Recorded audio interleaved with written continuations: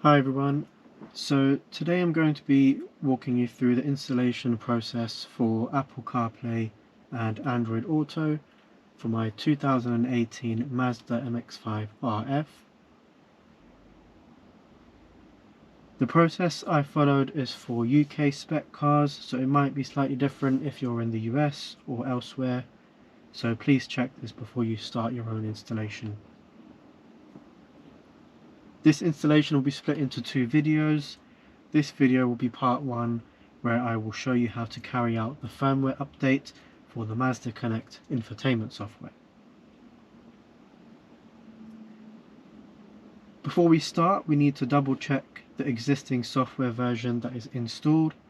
So what we'll do is just press the ignition button once, and then wait for the system to load. On the Mazda Connect screen, we just need to go to Settings, which is this one here, and go to the System tab, and then scroll down to the About option, and then if we select Version Information, we can see which version of the software is currently installed. We just need to check that the software version installed is at least version 70 in order for CarPlay and Android Auto to work, but in my case my software version is 59.00.540, so this will need updating. To begin, we need to remove the SD card from the slot and make sure no USB devices are connected. So we can remove the SD card, put it on the side. There's no USB devices connected either.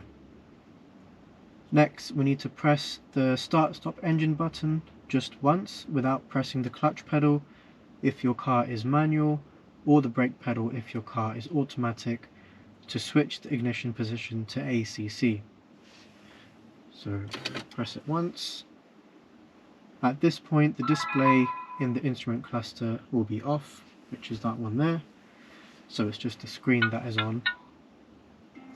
When the ignition is left in the ACC position, it will automatically be switched off after 25 minutes, but by pressing and releasing the clutch pedal for manual or brake pedal for automatic before 25 minutes, the timer will reset, and this will ensure the car doesn't switch off during the update process.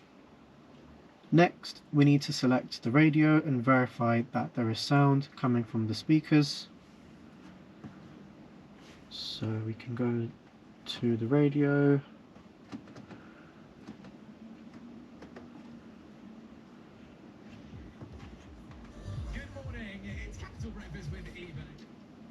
if no sound can be heard, you will either need to turn the volume dial up or make sure it's not on mute.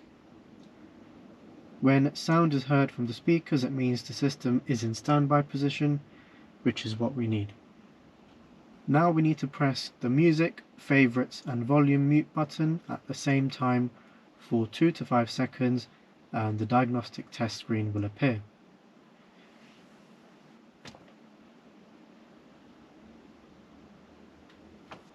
On the test screen, input 3 and then select Enter to verify whether any DTCs in the CMU are active.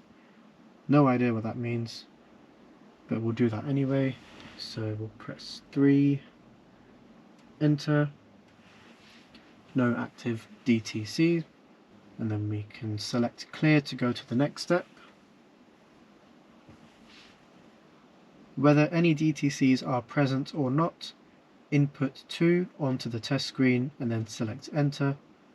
This will clear all the earlier set DTCs in the CMU. So we'll press 2, Enter, and that has cleared all of those. And then we can press Clear to go to the next step. To complete the DTC deletion, press the start-stop button twice to turn the ignition off and remove all key fobs from the vehicle, lock all the doors and wait 3 minutes before returning to the car. So we'll press it once and then one more time. So we'll lock the car and leave it for about 3 to 5 minutes, and then we'll come back and continue with the installation process. So it's been roughly 5 minutes and we're back in the car. The next step is to press the start-stop engine button one time without pressing the clutch pedal for manual or the brake pedal for automatic to switch the ignition to ACC.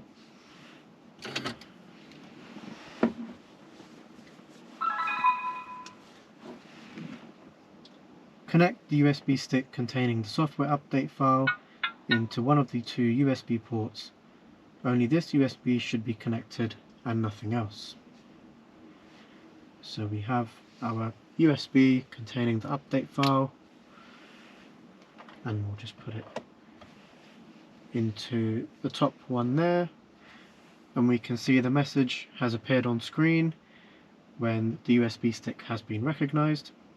Now we need to press the music, favorites and volume mute button at the same time for 2 to 5 seconds.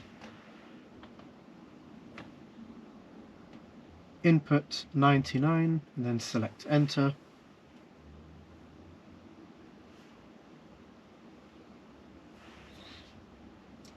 It will then ask if it wants to search your USB device for the update file, so we'll hit search.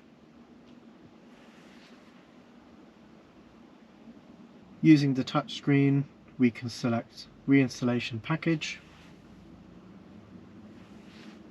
and then select install. The preparing to update screen will display and a blank black and white screen may appear, and it can take up to 2 minutes for the next screen to appear. Okay, so we're on to the next screen now, where the reinstallation is starting from 0%, and as the reflashing process takes place, the progress bar will gradually progress to 100%.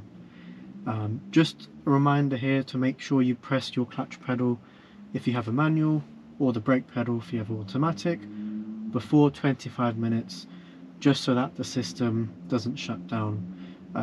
You can just set like a 15 or 20 minute timer on your phone, just in case. The screen might also dim slightly, just like mine has over here, but don't restart the car or turn the ignition on, as this can damage the CMU. So just let it do what it needs to do.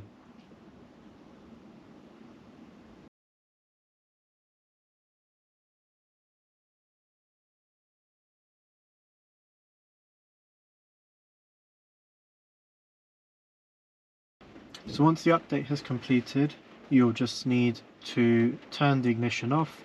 So you just have to press this button twice and then just leave the car for a few minutes, and then once you come back you can reinsert the SD card into here, and we won't close this because we will be replacing this with a new module in the next video.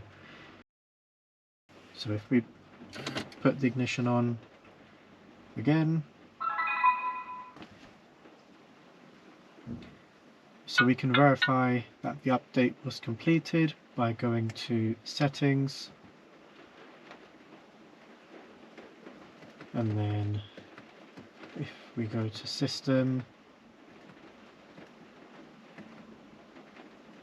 scroll down to about, and then version information, we can see that our new version is now 74.00.324, and it has been installed successfully. So that is how you update your Mazda Connect navigation system to prepare it for Apple CarPlay and Android Auto. The next video that I'll be uploading will be part 2, where we install the hardware to complete the installation.